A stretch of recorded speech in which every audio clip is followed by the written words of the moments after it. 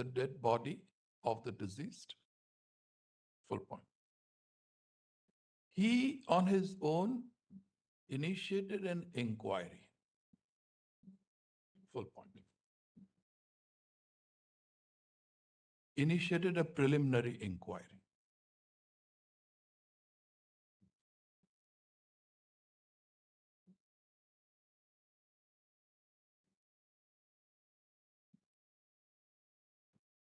In the preliminary inquiry, the RDO recorded statements of various individuals, including the wife of the deceased.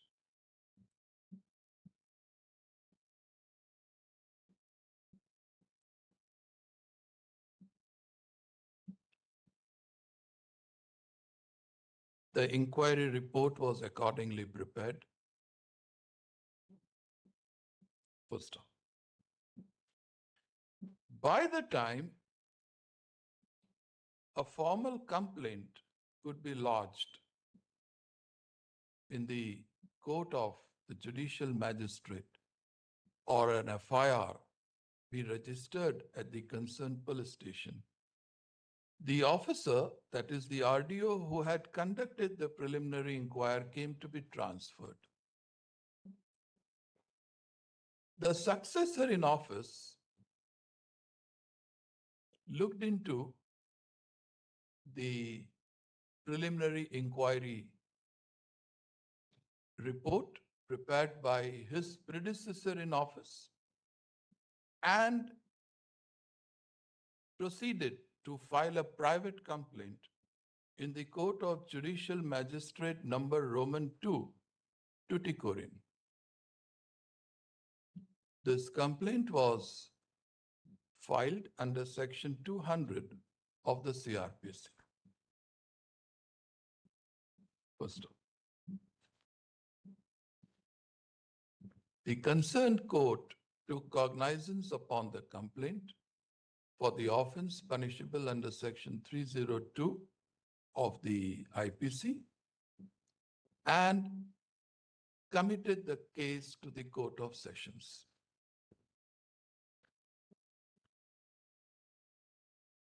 The committal of the case culminated in Sessions case number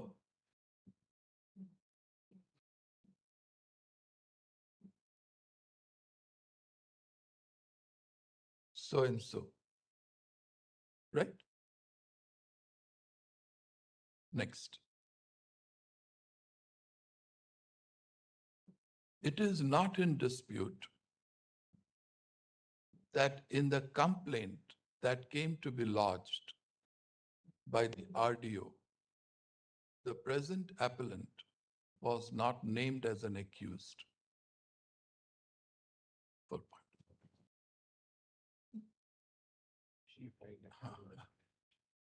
In such circumstances, there was no occasion for the magistrate to take cognizance of the offense insofar as the present appellant is concerned. But, however, it appears from the materials on record that since the appellant did not figure in the original complaint lodged by the RDO, the wife of the deceased preferred a petition being Criminal Miscellaneous Petition number 268 of 2007 under section 193, read with 319 of the CRPC, to implead or add the appellant herein as one of the accused persons. Full point. The said application came to be dismissed. Full point. Being dissatisfied with the same, she moved a criminal revision application number 653 of 2007 before the High Court of Madras. The same came to be allowed on 18th of March 2008. Full point. The Appellant herein challenged the said order passed by the High Court before this court. This court, by way of order dated 21 to 2014, dismissed the SLP number 3639 of 2008.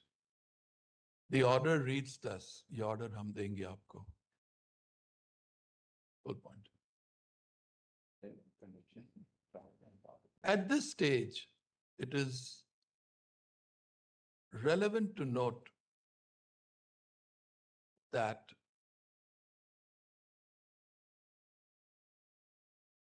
when this court dismissed the SLP, the only material on record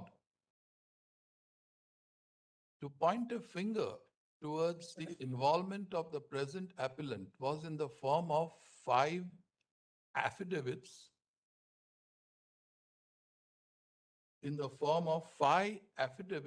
filed by so-called eyewitnesses to the incident.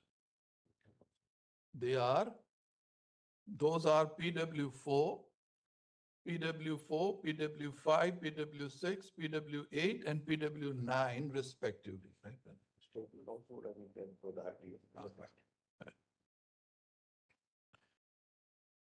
Of course, the statements of the PW4, PW5, PW6, PW8, and PW9 were recorded by the RDO in the course of his preliminary inquiry. First off. Right? Okay. The trial proceeded against, in all, 10 accused persons named in the original complaint and against whom cognizance was taken.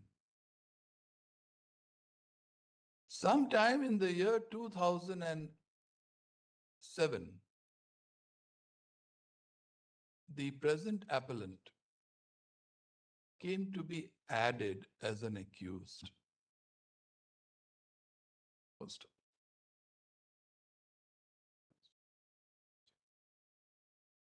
Ultimately, the trial proceeded and in all, 9 accused persons came to be convicted for the offense of murder, whereas 2 came to be acquitted. The appellant, being dissatisfied with the judgment and order of conviction, preferred criminal appeal number dash in the High Court. The appeal is pending for final disposal. In the said appeal, he prayed by filing a miscellaneous application that the substantive order of sentence of life imprisonment passed by the trial court be suspended and he be released on bail. The High Court declined to suspend the substantive order of sentence. Next, in such circumstances referred to above, the appellant is here before us with the present appeal. Good point. We heard Mr. Mukul Rohatgi, the learned senior counsel, appearing for the appellant, and Mr. Tiwari, the learned senior counsel, appearing for the state. Additional Advocate General. Learned Additional Advocate General for the state. We looked into the oral evidence on record, more particularly the evidence of the PW2, that is the wife of the deceased, PW4, Damodharan, and PW5, Shankaran, respectively.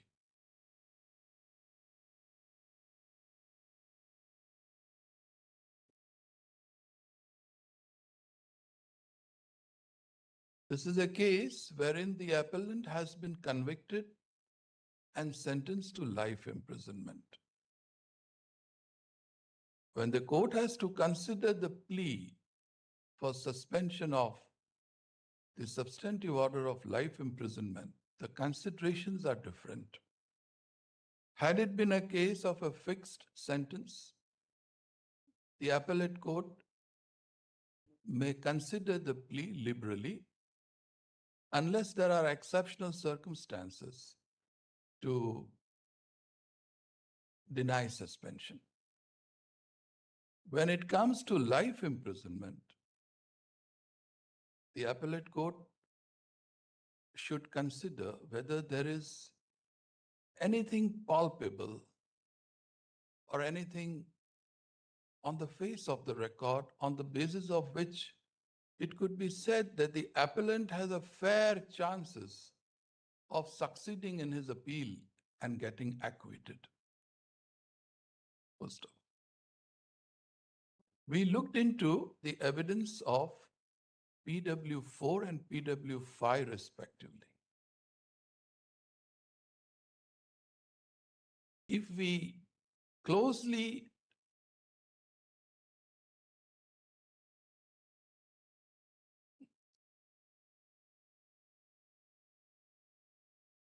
nikal do. Prima facie, we are of the view that the oral evidence of the PW4 and PW5 is in conflict with the evidence of the PW2. First of course, this is a prima facie observation, and all relevant aspects would be looked into by the High Court while hearing the criminal appeal. Any further observation on merits may perhaps cause prejudice to either side. All that we want to say is that even if we have to consider the evidence of the PW2, that is the wife of the deceased, who claims to be an eyewitness to the assault on her husband, the same would fall in the category of a solitary eyewitness.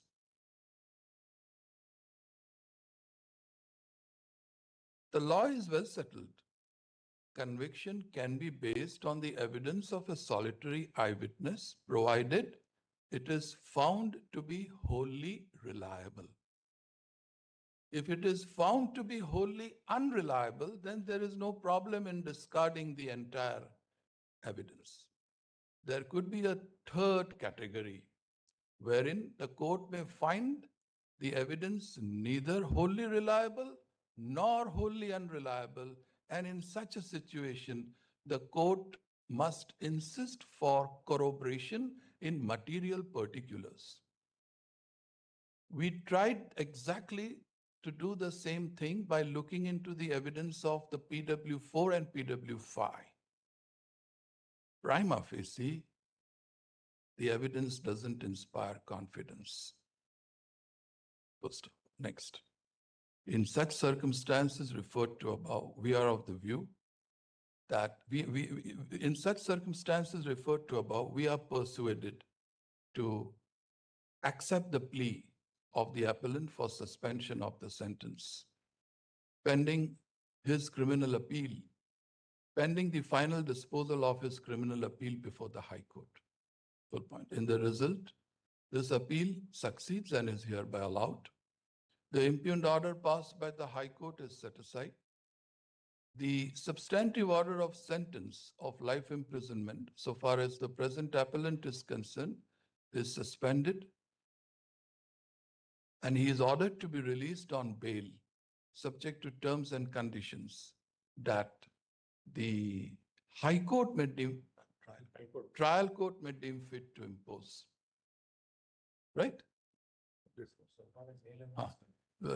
We clarified that the impugned order, the impugned order, which is common, is set aside insofar as the present appellant is concerned. That is A11. I'm very grateful. Deep privilege. Next matter.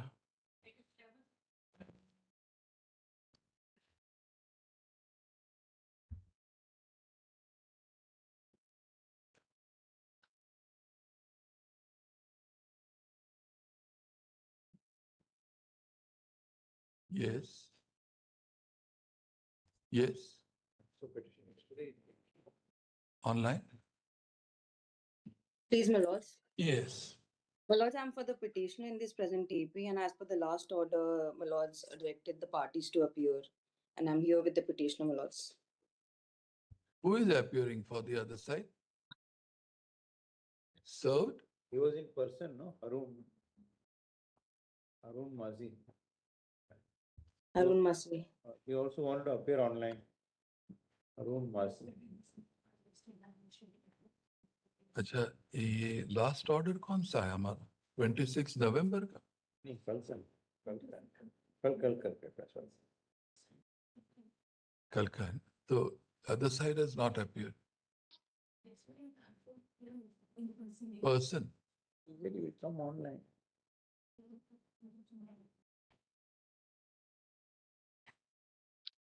Online नहीं. Is Harun Masi online?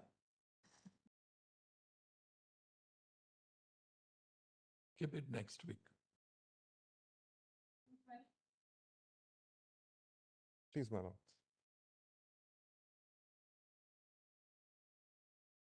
My lords, the issue in 12 is that the small cause court, in our respectful submission, did not have the jurisdiction to try the issue of whether or not the plaintiff therein was the owner of the property. Section 23 of the Provincial Small Causes Court Act, if my lords may have.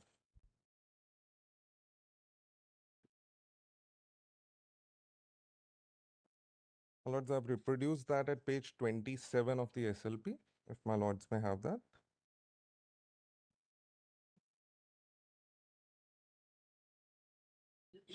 This order is arising from? My lords, this is arising out of the appeal challenging the Eviction order. eviction order. Yes. And the issue was, So you are a tenant. my lords, my case is that I am the owner. Correct, correct. For the time being, we go by the case of the plaintiff. He says that you are a tenant. He instituted a suit for your eviction My lords, on the ground of? on the ground of non-payment of rent, but he doesn't, the plaintiff, when he instituted the suit, I was not even a party. The case was the plaintiff purchased apparently the property from the husband of the present petitioner. We don't dispute that. My lords, I have disputed that. Even in the written statement, 3% founding. my lords, there are 3 findings against me. I am not. But my lords, the issue is, this issue has not been even discussed, and I'm covered by the 3-judge judgment of this Honorable Court, Budhumal, where the Honorable Apex Court has now held, in fact, it was decided in 1988, that if the issue of title is raised, then the small causes court will not have any jurisdiction to proceed further, and it ought to have been relegated. Now, here is a case where the wife of the person who had sold claims that he was intoxicated and therefore he was not in his senses. My lords, and the suit for seeking cancellation of the sale deed was filed even prior to this suit under which this decree What was is passed. this house? My lords, it's a small shop. Shop. Acha, acha. And it was also there is also a discrepancy in the description as against in the section 106 notice and the plain. So dismissed. Next matter. My lords, can I be at least granted time to evict? Because You should have prayed before the High Court. High Court could have granted. my lords, The petitioner has suffered an eviction decree. Full point.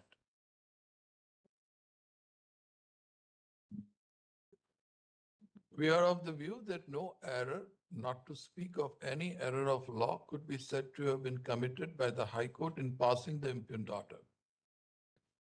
Learned counsel, however, prayed that some time may be granted to his client to vacate the premises.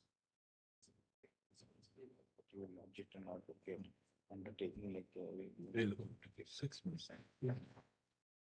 In the peculiar facts and circumstances of this case, we grant 6 months time period I'm obliged. to the petitioner to vacate the subject premises. I'm obliged. The petitioner shall file an undertaking before the registry of this court that he shall hand over vacant and peaceful possession of the subject premises on or before 6 months take लीजिए कोई एक date है, right? Such undertaking shall be filed within a period of 1 week from today. Please. If such undertaking is not filed within 1 week, it shall be open for the decree holder to proceed with the execution of the decree. And also pay. Huh. So rent stroke use and occupation. During this period of 6 months, the petitioner shall continue to pay the rent, And continue to pay use and occupation charges. the rent including the use and occupation charges Or as against- My lords, and or areas thereof. Okay? please. I'm obliged. Yes, Mr. Diwan. Great. Also, I'll just try and rapidly conclude. So there's a few decisions, etc. Because yesterday I completed the central regulations. And I just want to point out the state regulations, which came into force when it was on 3rd August 2005.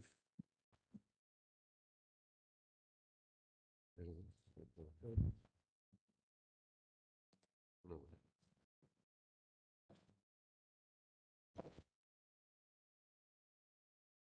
Your Lordships will find that in a compilation of regulations which was furnished.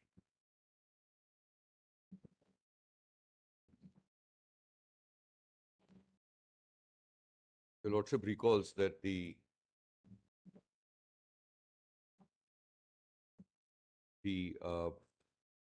Which page? Manoj, if your Lordship has it's called Index to Relevant Regulations. Correct. Lordship. So Manoj, it's at a page, it begins at 270. 270. I'll just state the point.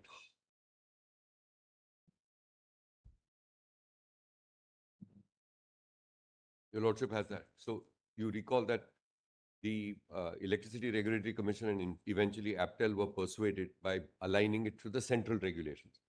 What the purpose of this is to show that even though this was subsequent to the amended PPA,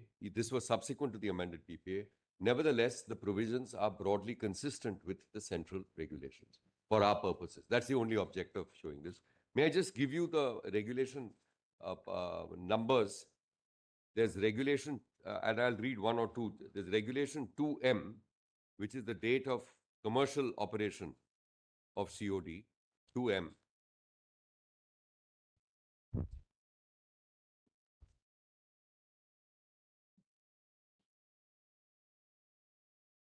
Then you have declared capacity under 2O.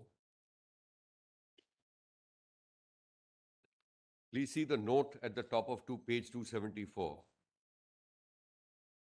This is state, in case of gas turbine generating station or a combined cycle generating station, the generating station shall declare the capacity for units and modules of gas fuel and liquid fuel separately. Where are you reading? No, it's top of 274. Ah, I read the same, yes. yeah, Manoj, I read the same equivalent in the central regulations. So I'm just pointing out that the state, when they brought it in, it's borrowed from there. Yeah, the note, in case of a gas turbine generating station or a combined cycle generating station, the generating station shall declare the capacity for units and modules on gas fuel and liquid fuel separately, and these shall be separately scheduled separately. Total declared capacity and total scheduled generation and generation station shall be the sum of the declared capacity and scheduled generation for gas fuel and liquid fuel for the purpose of computation of availability and the plant load factor, respectively. Then, Manoj, infirm power is under 2X. That existing generating station is 2S, which is also similar. Manoj, regulation 22. Or before that, Manoj, your Lordship may just see regulation 4. I should have pointed out 4.1D. This was a question which your Lordships had also posed yesterday, but just see 4.1D, which is at page 279. The Commission, while determining the tariff, shall be guided by the following factors. 1. The guidelines outlined in Section 61 of the Act, which reads as, The appropriate commission shall, subject to provisions of the Act, specify the terms and conditions for the determination of tariff, and in doing so shall be guided by the following, namely, B, safeguarding of consumers' interest and at the same time recovery of cost of electricity in a reasonable manner. So it has to be a balancing situation. Well, it's 22, you may just note it, Regulation 22 is also speaking about return on equity. Now, just for completeness, we thought we would just, because this question arose, and I'm going to be placing two judgments before the court. Well, there are the statement of objects and reasons, because that was a question which your lordships had also put, the context in which the 1988 Act was brought about and the 2003 statute. So would your lordship just please see the statements of objects and reasons? No, I have it. Yeah, reading it from here, sir. Come on, SOR. Huh? Both, yeah, no, come on, quick. Give it to the others. So slow. Where is my background?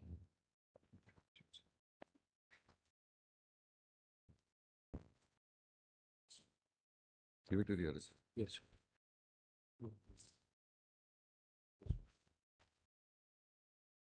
Well, you've given it. 19 and 33.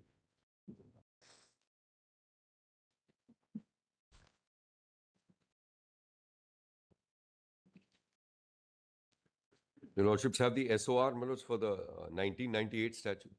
So that was the first election. I'll just place it.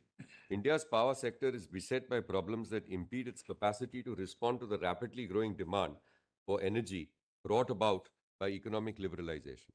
Despite the stated desire for reform and the initial measures that have been implemented, serious problems persist. As the problems of the power sector deepen, reforms becomes increasingly difficult, underscoring the need to act decisively and without delay. It is essential that the government implement significant reforms by focusing on the fundamental issues facing the power sector, namely the lack of rational retail tariffs, the high level of cross subsidies, poor planning and operation, inadequate capacity, the neglect of consumers, the limited involvement of private sector skills and resources, and the absence of independent regulatory authority. Considering the paramount importance of restructure the power sector, the Government of India organized two conferences. Then the CMPP recognized the gap between demand and supply of power is widening and acknowledged that financial position of state electricity boards is fast deteriorating and future development on the power sector cannot be sustained without viable state electricity boards and improvement of operational performance. The CMNPP identified creation of a regulatory commission as a step in this direction and specifically provided for the establishment of the Central Electricity Regulatory Commission and State Electricity Regulatory Commissions. After the finalization of the national agenda contained in the CMNPP, the Ministry of Power assigned the task of studying, restructuring the needs of regulatory system to the administrative staff college, etc. Then, my lords, it makes a reference to the bill and highlights the salient features of the bill. And there you will find, my lords, as far as SERC is concerned, the State Electricity Regulatory Commission, to start with, shall be to determine the tariff of electricity, wholesale, bulk, grid, and retail. Determine the tariff payable for use of the transmission facilities, regulate the power purchase and procurement process of transmission utilities, and subsequently, as and when each state government notifies, other regulatory functions shall be assigned to SERCs. The reason why we are pointing this out is that right from 1998 onwards, there was a move that insofar as tariff and PPA is concerned, that would be within the province of the regulatory authorities. So this is, my lords, one element which we thought we should just point out. My lords, there is also the 2003 Act, the Statement of Objects and Reasons. Keep the other. Your lordships have it in the. You've given. Yes, we've given that as well.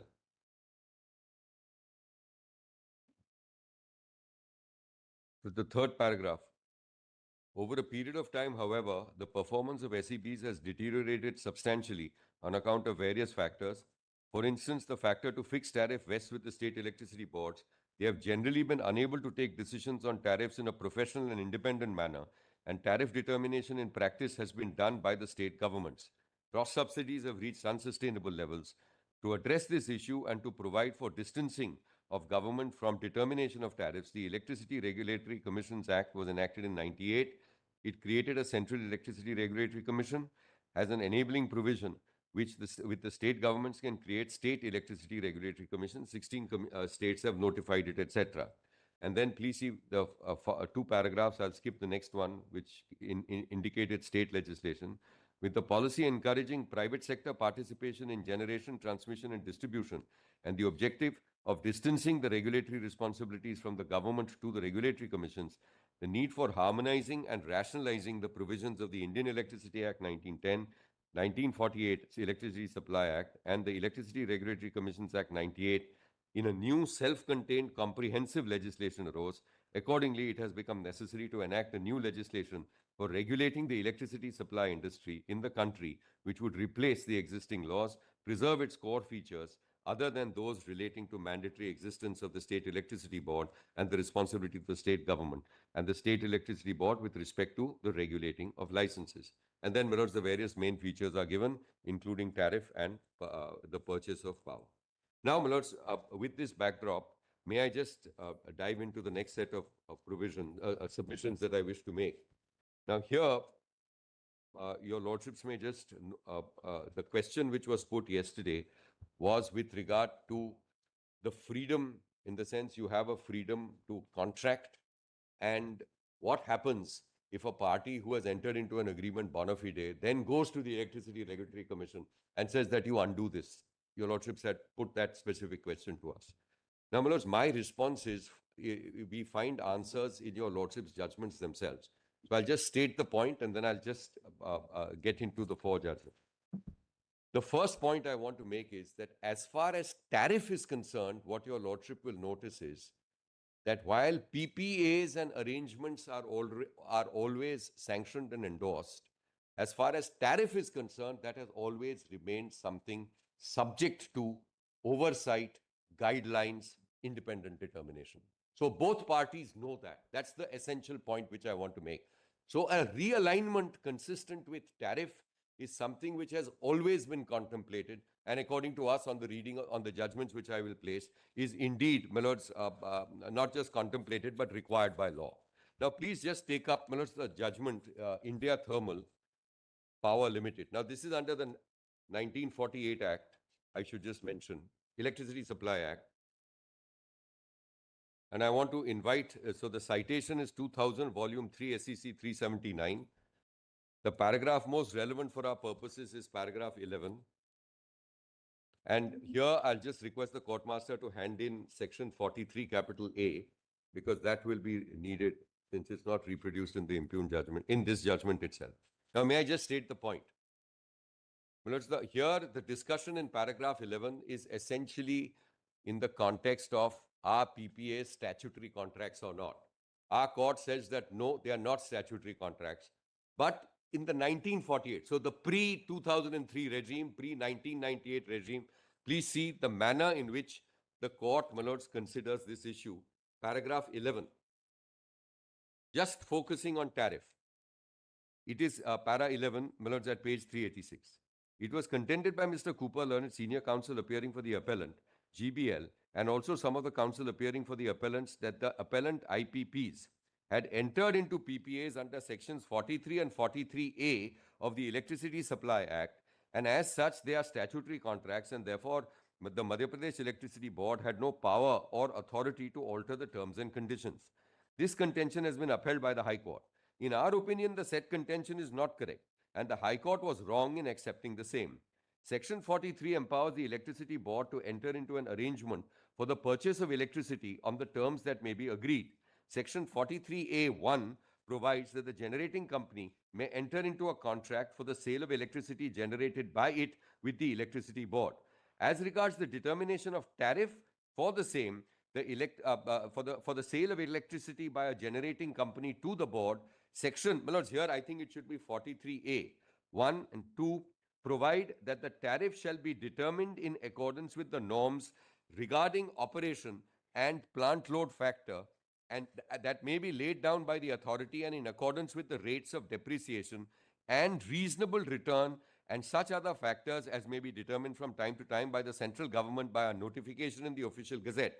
These provisions clearly indicate that the agreement can be on such terms as may be agreed by the parties, except that the tariff is to be determined in accordance with the provisions contained in 43A2 and notifications issued thereunder. And then it goes on the other aspect, merely because a contract is entered into in exercise of enabling power conferred by a statute, that by itself cannot render the contract as a statutory contract. So if your lordship just takes up 43A, please just have a look, 43A2. Supply Act. Yes, in an old act, repealed act, because this judgment was under that statute.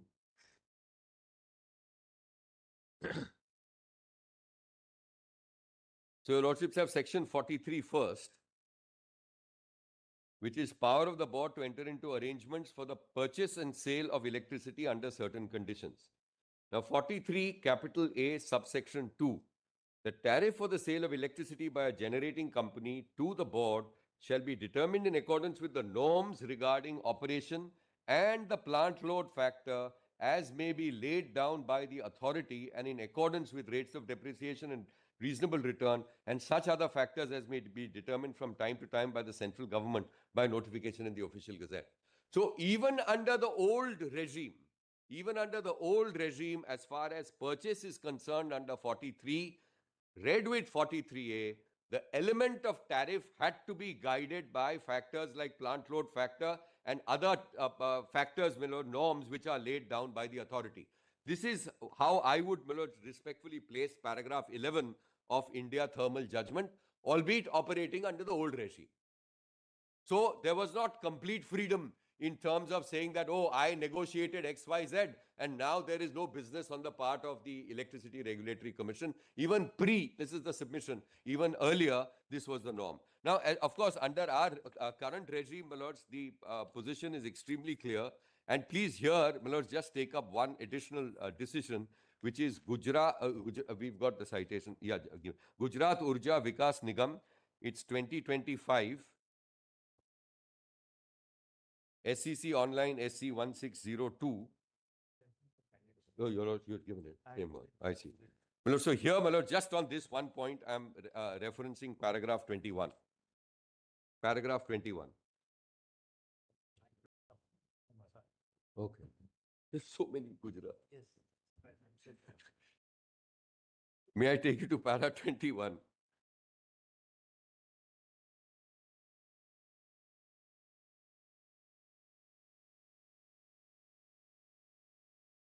Further, Manoj, may I place it? Yeah.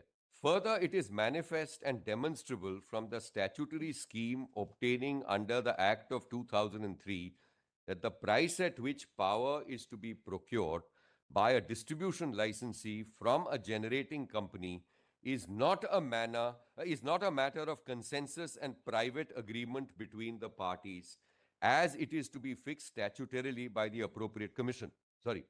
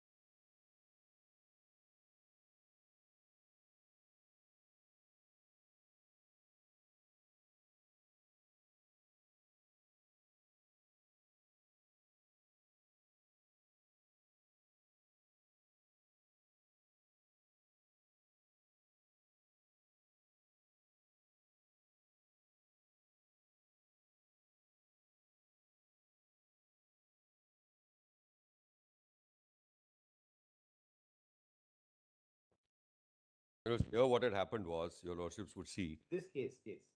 Yes, so there was an accelerated depreciation in this particular. Your lord, would you just have a look? You can read para 4 then. Yes, I'll place para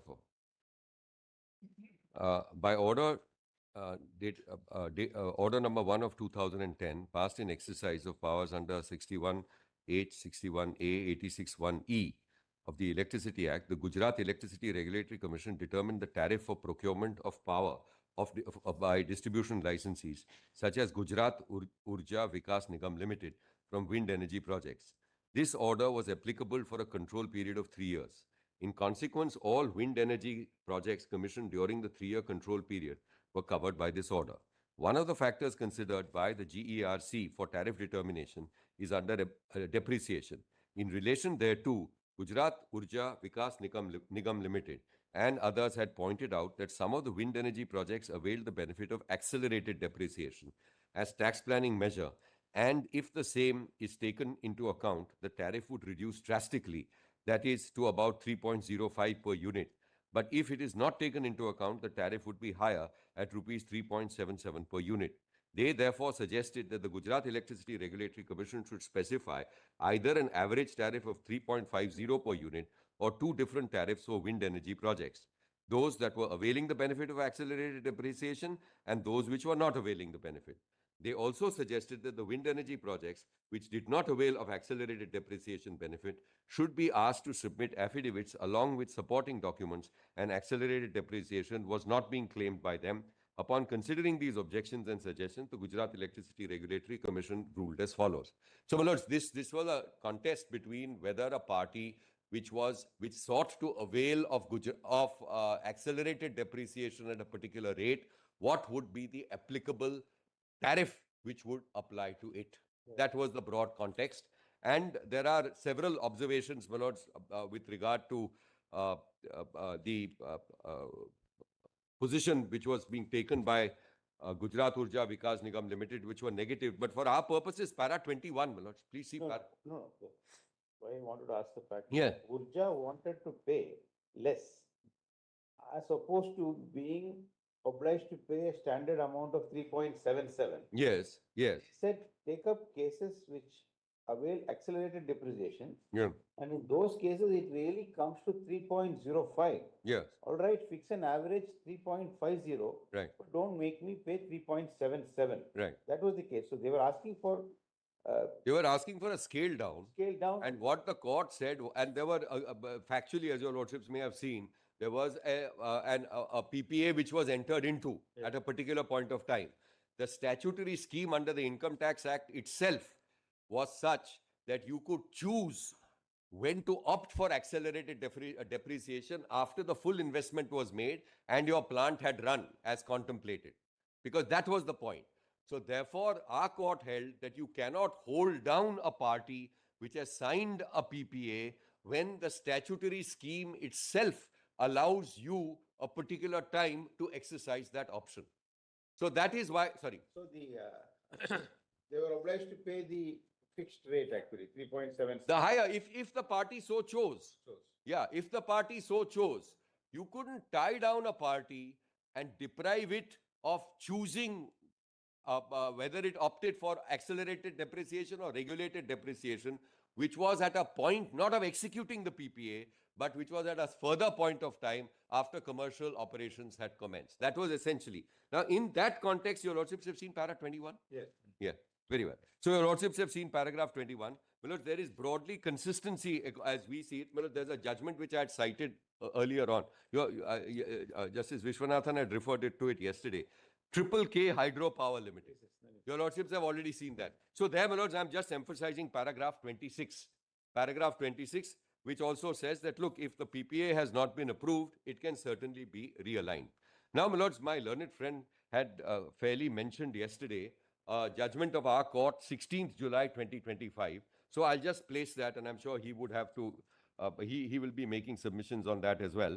It's titled State of Himachal Pradesh versus JSW Hydro Energy. Just please have a look at this.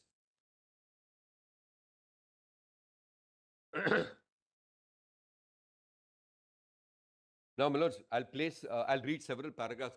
May I just give you a background?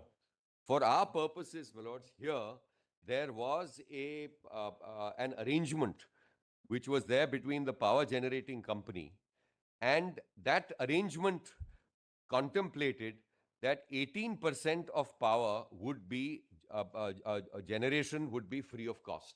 All right. So this was one part. Please keep that in mind. The second feature is that the statutory regulations, the central regulations, provided for a maximum of 13% free power. Provided for a maximum of 13% free power. So one of the arguments which was run by the generating company was that you align my tariff, and the free power can't be, according to the generating company, beyond 13%, and therefore you please scale it to from 18%, it can't be 18%, scale it down to 13%. This was the request. They made this request before the Central Electricity Regulatory Commission. That was negatived by the Central Electricity Regulatory Commission. They did not challenge it higher. Please keep this in mind. What they did thereafter was that they filed a writ petition for the same relief. So one element which our court holds is that having accepted that particular order, there is no question of your now challenging it by way of writ petition, and they hold that the writ petition itself was not maintainable. But on the merits, what they also hold is that this differential between 13% and 18%, which is upheld by our court, is because that differential 5% is not in the nature of just free power deviating from the national norm, but you, that is the power generator, got a huge number of benefits, such as, for example, free-flowing water, because this was a hydro project from that river, and therefore this is really in the nature of a royalty with regard to that. So we are not going to reduce or scale down your 18%. And the way I read the judgment, of course, ultimately my learned friend will have something to say and your lordships will pronounce on it. But the way I read this judgment, and I'm taking you straight away to the paragraphs, it fully supports the position which we are canvassing. This is the factual background. Now, my lords, please just go directly to page paragraph 15.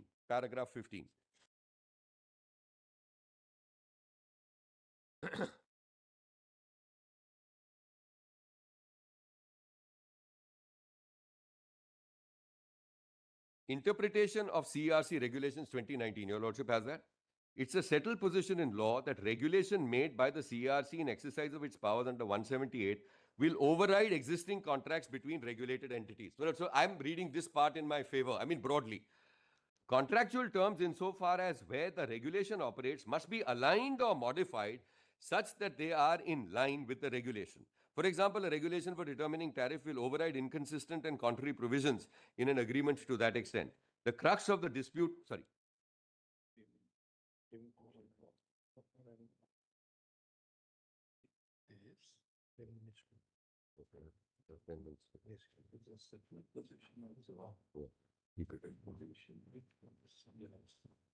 exile of his powers and with all custom conditions. Is this a dealing with?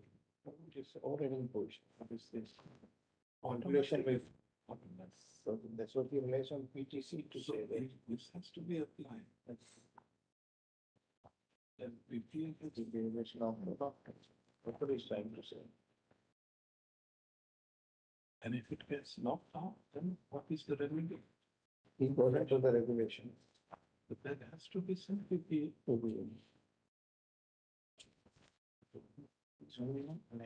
Since this, Correct. I'm also That inconvenience, We have tariff will be in alignment with the process of.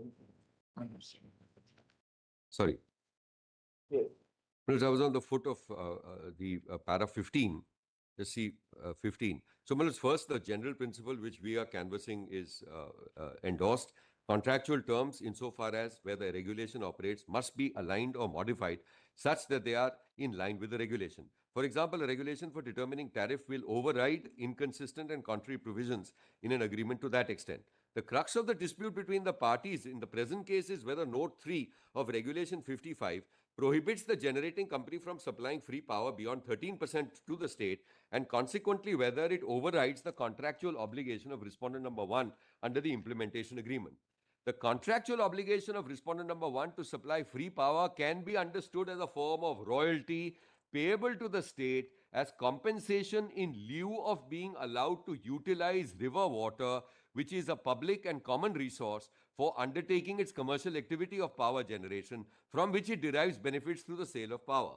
Perusal of Article 4 of the implementation agreement also shows that the appellant state fulfilled various other obligations like acquiring land, granting permissions, and executing leases in favor of the respondent number 1 to enable it to set up a hydropower generating station. In return, respondent number 1 undertook to various obligations provided in Article 5 of the implementation agreement, including supplying free power at a certain percentage. Therefore, it is clear that the free power supply is a part of the consideration by the respondent number 1 under the implementation agreement. Now the question is whether such a consideration is impermissible or prohibited under the CRC regulations. To answer the same, it is necessary to appreciate the context in which the Note 3 of Regulation 55, which stipulates that so-and-so shall be taken as 13% or actual, whichever is less, than has been made. Regulation 55 deals with billing and payment of charges to generating companies, while subclause 1 deals with raising of bills for capacity and energy charges, and payment of subclause 2 is relevant for our purpose. It provides that payment of capacity and energy charges for a hydro generating station shall be shared by its beneficiaries in proportion to their shares in saleable capacity, which is to be determined after deducting the capacity corresponding to FEHS as per Note 3. Hence, Note 3 of Regulation 55 is relevant for calculation of saleable power, which in turn is relevant for the generating company to raise bills and for payment of beneficiaries. Then para 19. Mr. Devan, come yeah. to 29. Yes, I'll come straight away to 29. 29. Tariff has not been defined under the Electricity Act, but it has been interpreted by this court on several occasions. The court in PTC held that tariff does not only mean the fixation of rates, but also the rules and regulations relating to it.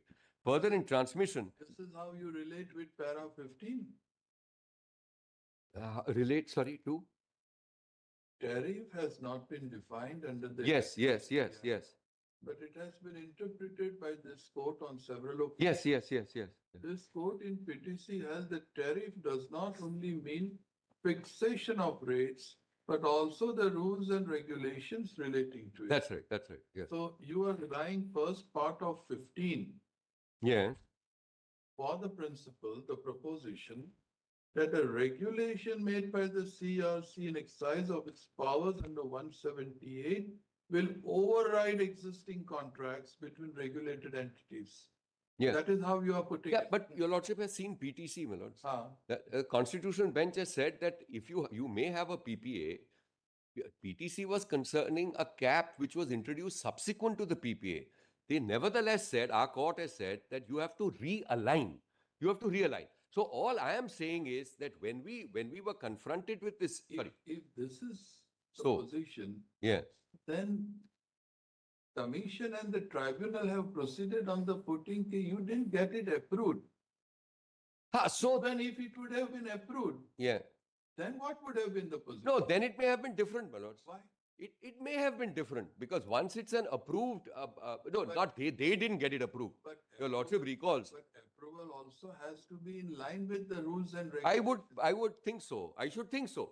But my lords, once it's approved, you see what the approach of the tribunal was that had we received this PPA for approval at the appropriate time, we would have ensured that it is aligned with the extant regulations at that time. What my brother's question is, Yeah. suppose the regulations get amended, Yeah. then the PPA will have to again be brought in line with the. It may depend because for example, that may happen. It may. So that's what happened in PTC. That there was a subsequent cap on trading which was subsequently introduced. So you can't have a situation that you have a regulation which has a cap, your PPA has no cap. Sorry, please realign your PPA because now there's a national law which has been brought in across the board. That's the law as it stands just now. Here, of course, your lordships have seen it, that we have a whole station heat rate norm applied across the board for this type of a situation, and whether that will eventually translate into a fixed charge once the power is firm. So they've made a determination, both authorities, that this is nothing but firm power. That as far as the combined cycle is concerned, in the facts and circumstances of my case, that this was absolutely firm when the first cycle, which was the gas cycle, was commissioned to the satisfaction of everybody. And therefore, my lord, they have said that, look, in this backdrop, the computational method will be as provided in the central regulations, which they eventually apply. So, my lords, your lordship will just note that you may have already skimmed over it. The very point which your lordship mentioned, my lords, is actually quoted as a part of para 23.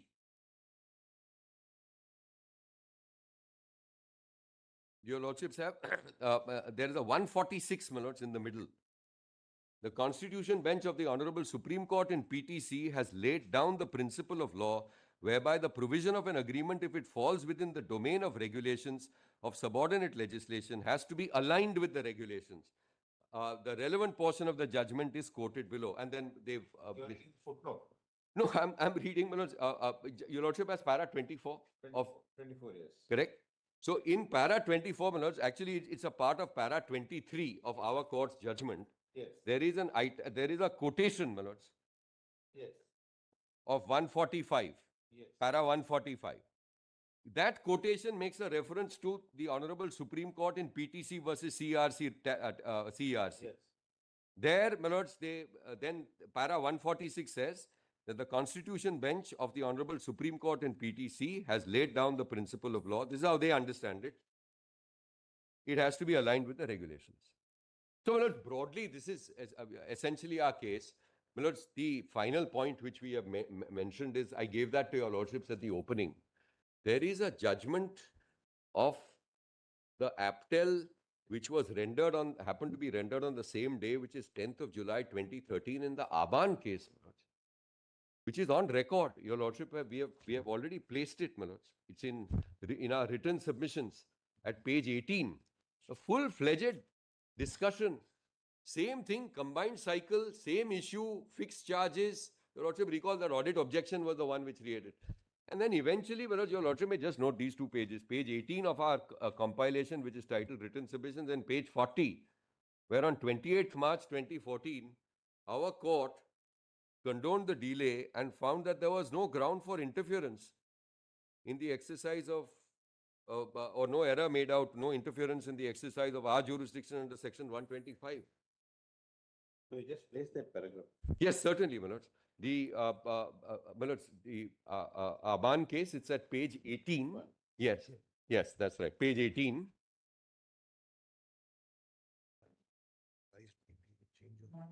Yes.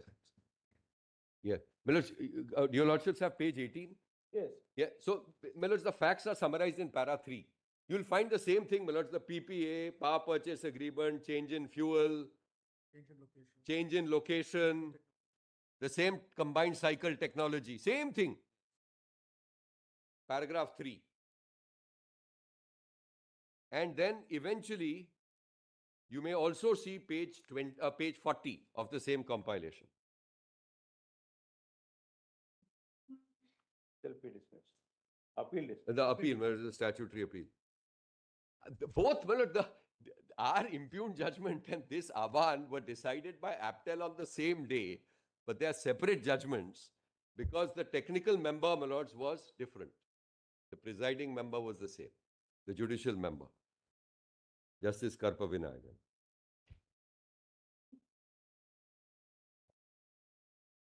I'm very grateful, my lords. Thank you. Thank you. Mr. Ranganathan will be there, my lords, at 2 o'clock. Your turn. You are consciously not mentioning his first name. That is his official. That is his official. How much time will you take, Mr. Tiwari? 30 minutes. So other council can accordingly.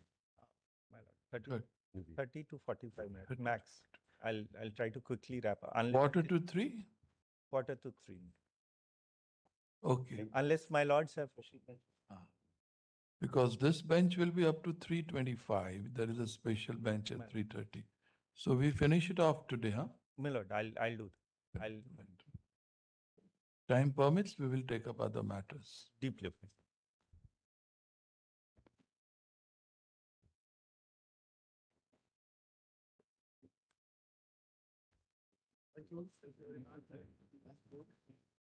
Huh?